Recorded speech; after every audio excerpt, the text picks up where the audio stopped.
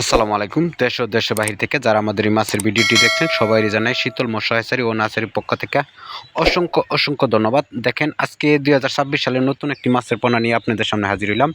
এগুলো হলো ট্যাংরা মাছ। আপনারা জানেন ট্যাংরা মাছ এখন বর্তমানে অ্যাভেলেবেল আছে।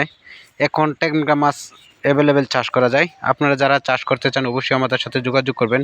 কারণ এই মাছগুলা এখন বর্তমানে চাষ করলে বাজারে ভালো ব্যাপক মূল্য পাওয়া যায়। তাই আপনারা যারা এই মাছগুলো চাষ করতে আগ্রহী অবশ্যই আমাদের সাথে যোগাযোগ করবেন এবং এই মাছগুলো কীভাবে চাষ করবেন সেই বিষয়ে আলাপ আলোচনা করব। তো ভিডিওটুকু না টেনে পুরো ভিডিওটুকু দেখবেন, তাহলে ভিডিওতে কিছু কথা বলা আছে, এই কথাগুলো যদি আপনারা শুনতে পারেন আশা করি আপনাদের কিছু হলেও উপকার হবে। তো এই মাছগুলো কীভাবে চাষ করবেন আপনারা, এই মাছগুলো প্রতি শতাংশে 700 থেকে 800 পিস মাছ চাষ করতে পারবেন অনায়াসে।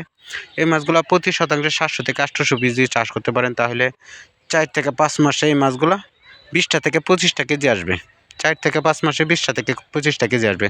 তো এই মাছগুলো কীভাবে চাষ করবেন, এই মাছগুলো চাষ করতে হলে আপনাদের সর্বপ্রথম যে কাজটা করতে হবে এটা হলো আপনাদের একটা ভালো একটা পুকুর নির্বাচন করতে হবে, যে পুকুরে কোনো পাতা আবর্জনা নাই সেরকম একটা পুকুর আপনাদেরকে নির্বাচন করতে হবে। কারণ ক্যাটফিশ মাছ যারা চাষ করেন অবশ্যই জানেন যে যদি পুকুরে কোনো পাতা বন থাকে তাহলে দেখা গেছে এই পুকুরে গ্যাস হয়, গ্যাস হওয়ার কারণে মাছ অক্সিজেন ফ্লো করে, কতদিন পর পর অক্সিজেন ফ্লো করে।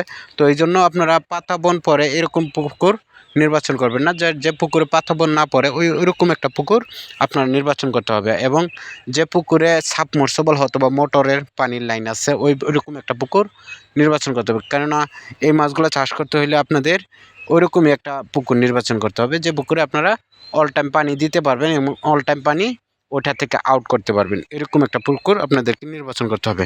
এরকম পুকুর যদি নির্বাচন করেন তাহলে আশা করি 4 থেকে 5 মাসের ভিতরে আপনারা এই মাছগুলো অনায়াসে চাষ করে বাজারে ব্যাপক বাজারজাত করতে পারবেন। তো এই মাছগুলো যদি বাজারজাত করতে চান তাহলে আপনাদের কোনো সমস্যা হয় যে বা আমরা তো বুঝি না, এরকম ধরুন কোনো প্রবলেম হলে অবশ্যই আমাদের সাথে যোগাযোগ করবেন। কারণ আপনাদের স্ক্রিনে যে আমরা একটা নাম্বার দিয়ে রাখছি এটা হলো আমাদের ডাক্তার সাহেবের নাম্বার, অবশ্যই আমাদের ডাক্তার সাহেবের সাথে যোগাযোগ করবেন। তো এই পর্যন্ত ভিডিওতে আসসালামু আলাইকুম।